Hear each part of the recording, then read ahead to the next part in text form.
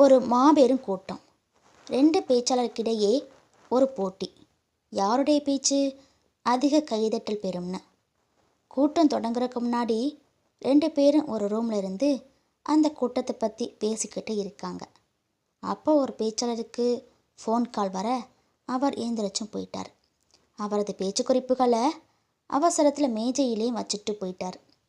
அவர் திரும்பி வர்றதுக்குள்ள போட்டி பேச்சாளர் அந்த குறிப்புகளை எடுத்து படித்து முடிச்சிட்டார். அந்த குறிப்புகள் அவர் எழுதியிருந்ததை விடையும் நல்லாவே இருந்துச்சு.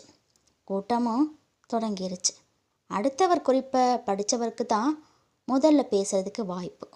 எதிரி பேச்சாளர் எழுதி வச்சிருந்த குறிப்புகள் எல்லாம் எடுத்து தன்னுடைய கருத்துக்கள் போலவும் பேசி முடிச்சிட்டார். ஏகப்பட்ட கைதட்டல். எதிரி பேச்சாளருக்கு விஷயமும் புரிஞ்சிருச்சு. அடுத்து அவர் பேசணும். ஆனால் பேசுகிறதுக்கு ஒன்றும் இல்லை. என்ன செய்கிறதுன்னு தெரியலை. எந்திரிச்சு மைக்க பிடிச்சார். முதலில் எனக்கு முன்னால் பேசி நண்பருக்கு நன்றி தெரிவிச்சுக்கிறேன். எனக்கு தொண்டைக்கட்டு, அதனால் சரியாக பேச முடியாது.